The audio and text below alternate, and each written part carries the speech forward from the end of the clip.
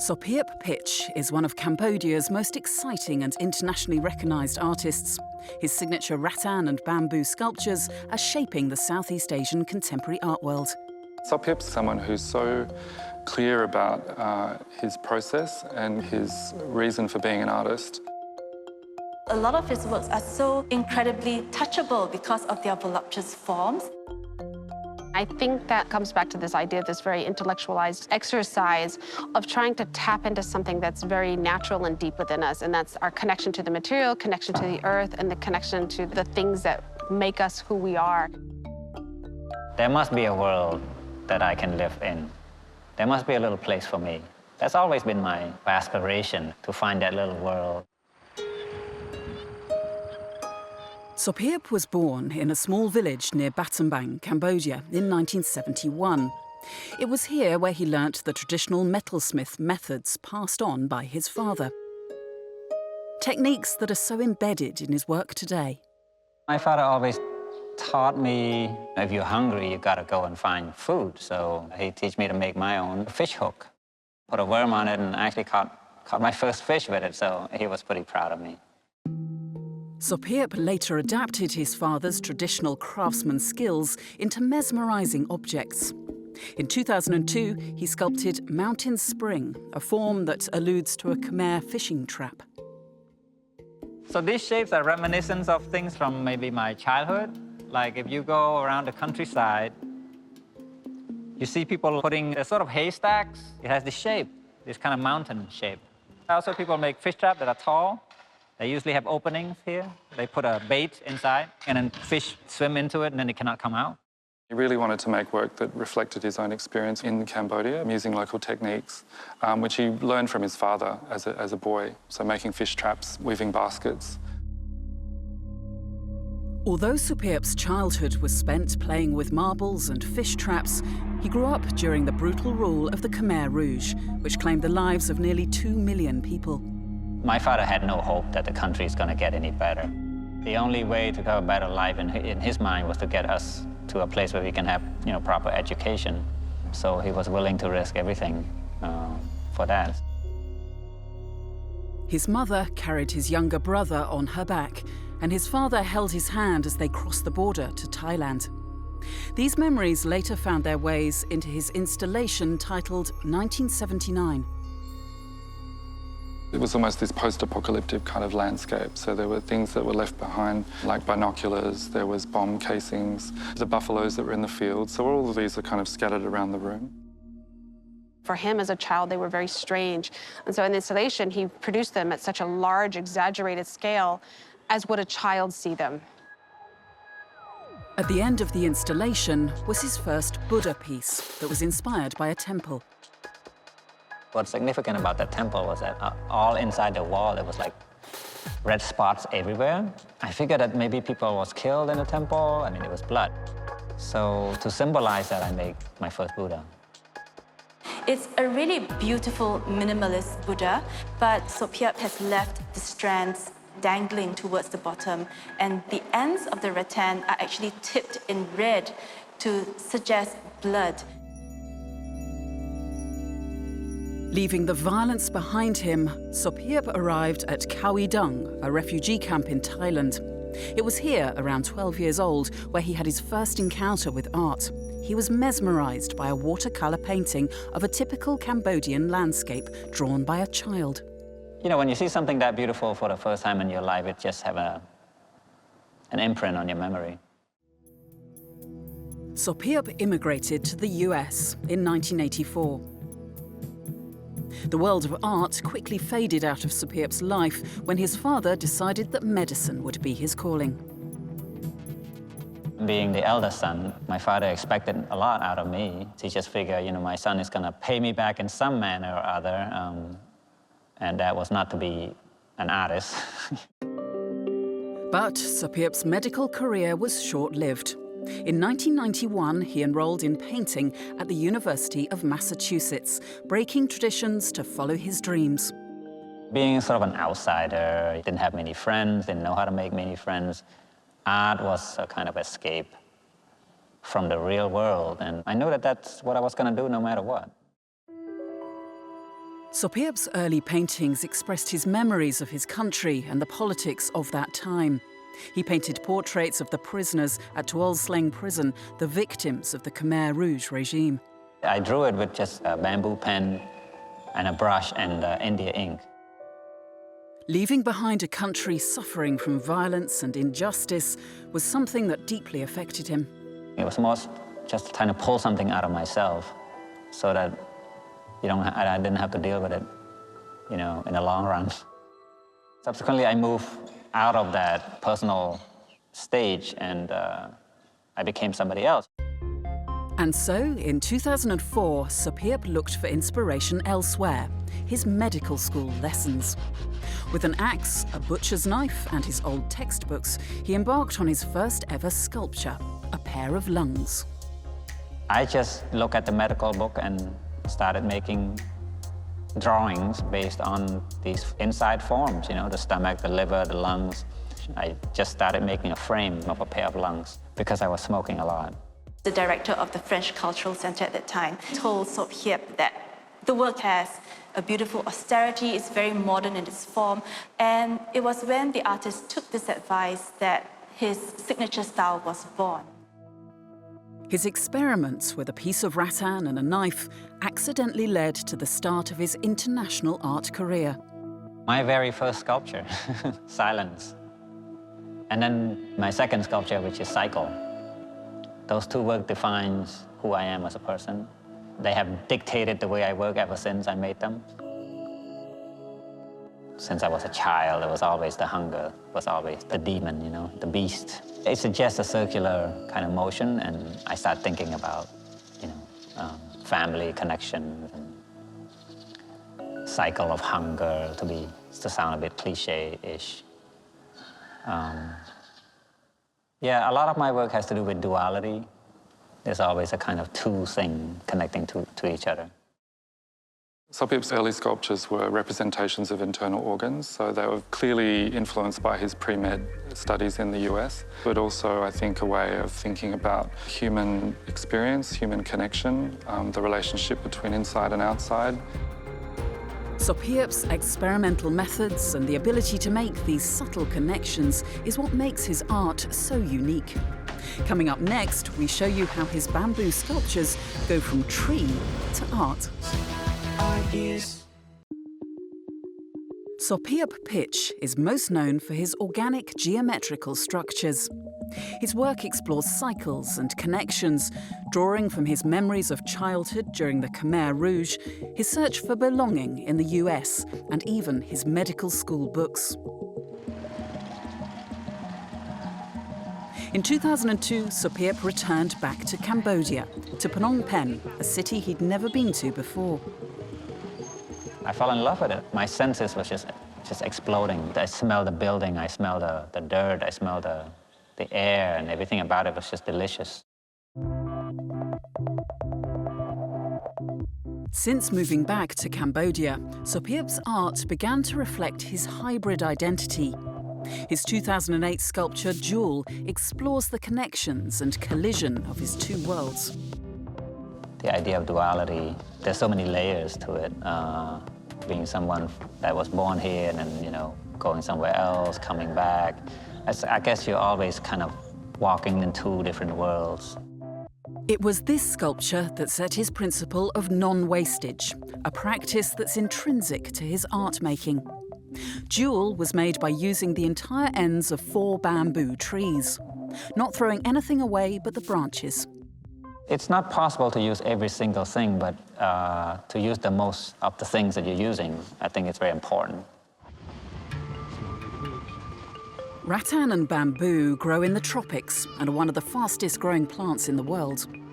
But for Sopheap, they were not only the most accessible and convenient, but also the most affordable materials. I wasn't born with a lot of money, and I didn't start making art with a lot of money, so I have to choose the cheaper material. It's just simply out of necessity that we use it. It becomes, and it looks like choice later on, because we've grown to accept it and love it. He first worked with rattan as a sculptural material, and for him that was a major turning point. It was, I think, for him an intellectual leap, and he kind of found what it was that worked for him as an artist.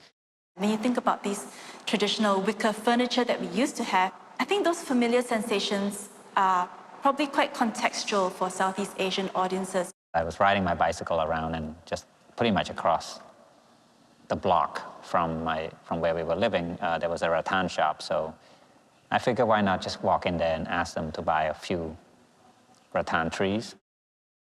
With Sopheap's newly born trademark, his ethos of non-wastage, came a new one: no cutting corners. I think part of making a sculpture is to make everything yourself. It's not important that you get it done faster. It's not important that it should be easier. For Sopheap, an important part of making his sculpture is to choose which bamboo or rattan to use. He takes us to Chambok Mias, where he shows us how he picks his material.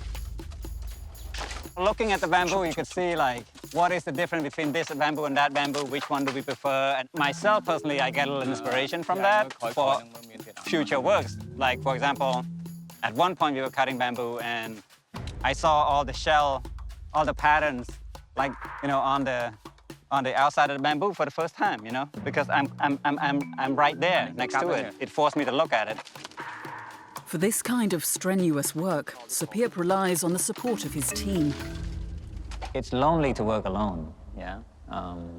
And as you get older, you don't want to be lifting stuff and cutting stuff. The stuff that you don't want to do physically, you have other people who are more capable of doing it. I mean, they help me more than I help them, for sure. And so I'm very lucky that I have a solid team.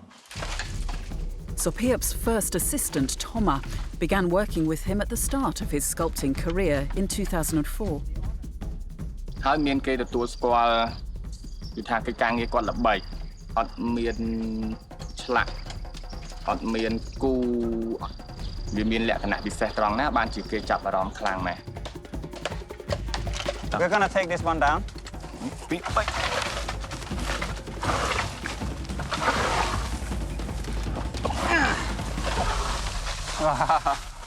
That is beautiful. He is involved in every aspect of the making of the work. He's a maker. I mean, as a sculptor, he's very interested in every aspect of the material. You can really sense the detail and the human hand in every little element of his sculptures. So even when I'm cutting, I don't want to mess with, I don't want to ruin this, so I'm careful. I don't want to damage the bamboo. And that's the other thing about cutting your own bamboo is you can choose. You want to save that so you don't want to damage it. But if you buy bamboo from the depot, when they cut this, usually they just go like this. And then they cut this part as well, so. After the bamboo is chopped from the tree, the stalk is cut. The joints are levelled, the pieces are split, the strands are shaved and ready to be woven into the sculpture. Rattan and bamboo are incredibly difficult to work with because he would need to strip down the individual strands and really make them pliant before he shapes them. As Sopheap's work developed over time, his forms became more refined. His mid-period installations were very elaborate and quite spectacular. His techniques were clearly improving and he was able to work with the materials. Sopheap's detailed and delicate work, raft and compound, were inspired by the connections to his environment and shapes around him. In 2008, Sopheap and more than 3,000 families were evicted from their homes near Buenkak Lake to make room for a development project. Even in the year 2000, the countryside is full of these war materials. You still see skeletons of tanks and helicopters, and they go through a factory process, recycling, whatever. And they come back as wires and nails and rebar. So that was a connection I made. The war material become the building material. But then there's also symbolically, like, a city is built, but then old buildings get destroyed. These are just kind of issues that were in my mind. It was a really powerful evocation of this sense of urban development and displacement, but also the fact that the city was really just floating on very unstable ground. And then he developed that further in the compound installation, which was this phenomenal cityscape that filled a room And it was a modular piece as well, so the different elements could be reconfigured in different ways. So it was constantly kind of evolving depending on where it was being shown. Connecting to his country, creating from his land, and working with his hands gave Sopheap the freedom that he craved. I feel like a butterfly. I feel like just I'm fluttering around. I work 12 hours a day, 13 hours a day. I mean, I was the happiest I've ever been. And, you know, you spend like 6 weeks making one sculpture. Obviously, that's a beautiful kind of freedom. Immersed in his world of beauty and freedom, Sopheap's work continues to develop. Coming up next, we take a look at how he cooks his own paint. And we show you Sopheap's new groundbreaking paintings.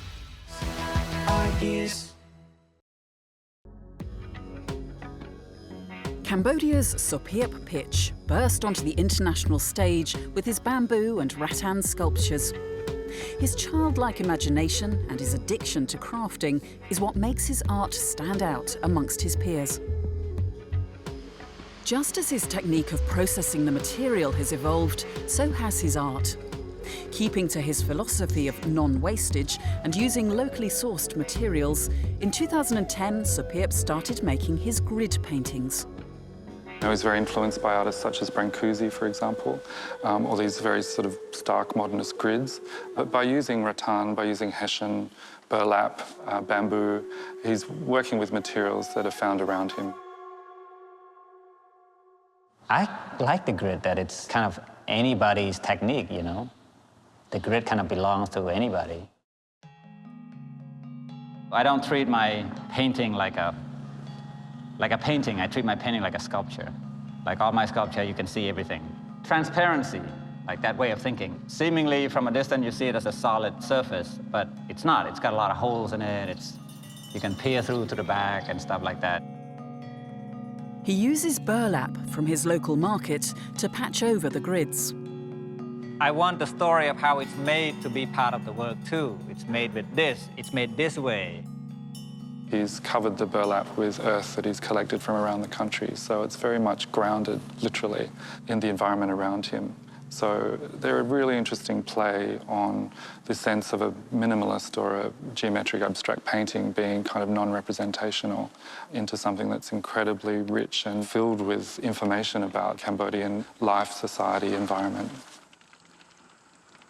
I find that to be a very interesting thing to use.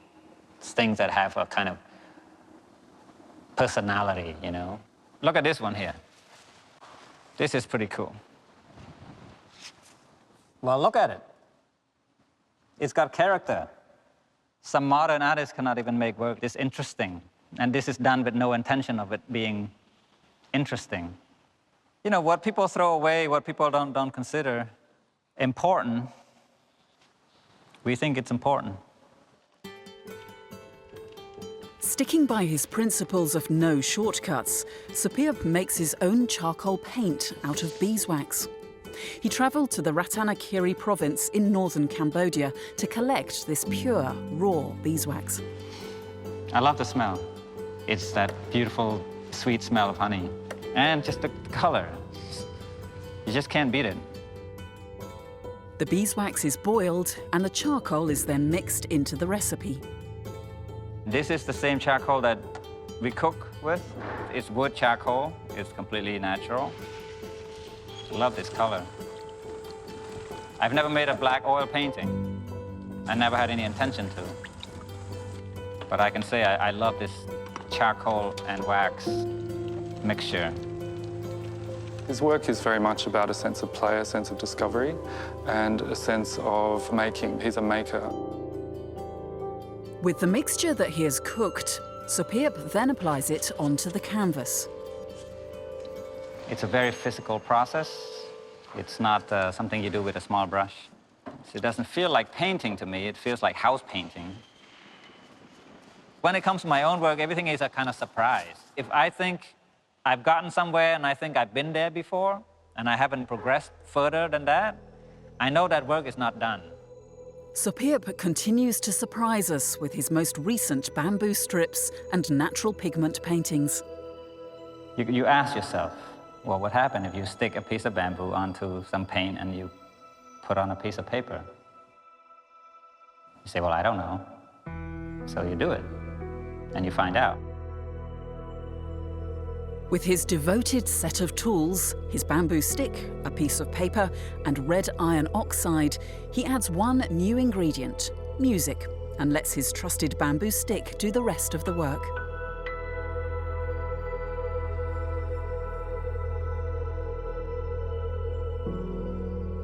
It makes perfect sense to me. It refined my way of thinking. I think my work is very intuitive, unplanned. It demands patience. You have to enjoy working this way to make this kind of work. Sort of meditative and slow. Looking closely and trying to go in a little deeper inward. Painting, I believe, is something that carries an element of nostalgia for him, coming back to those days when he was still struggling to find his voice as an artist. And I think maybe it's that time in his career when he wants to revisit an earlier chapter and see how differently he might do that today. Sopheap's works are full of intricate details, subtle connections, and are circular in nature. From his early paintings and simple forms to his complex geometric shapes and abstract paintings, they all connect to his most recent sculpture, a simple flower. A kid will not go to my grid and say, wow, what is that? What does it mean? A kid will come to the flower and say, what is that flower? Maybe it doesn't have any meaning other than that. And maybe that's okay. You don't have to make a flower that makes sense. The cycles in Sopheap's work are reflected in his life. It took his father, the man who was responsible for teaching him how to work with his hands, 30 years to return to Cambodia. He says, so son, you're just making baskets. People are paying money for this, you know? I said, yeah, I know, it's crazy. It's a really crazy thing, you know? There's been an incredible interest in Sopheap's work from around the world, and I think that it is made in a way that moves across artistic forms, it moves across artistic languages. He's been extremely successful in marrying a vernacular idiom, which is his use of indigenous materials, with a very accessible international visual art language. And I think this really is why he's so successful in the art world today. It comes out of this kind of very deep kind of part of yourself where it resonates. There's a certain beauty and aesthetic that you're drawn to. And for each person, that becomes quite a different experience. In art, you are adding something special or unique to other people's lives. I'm thinking I'm doing something useful with my time.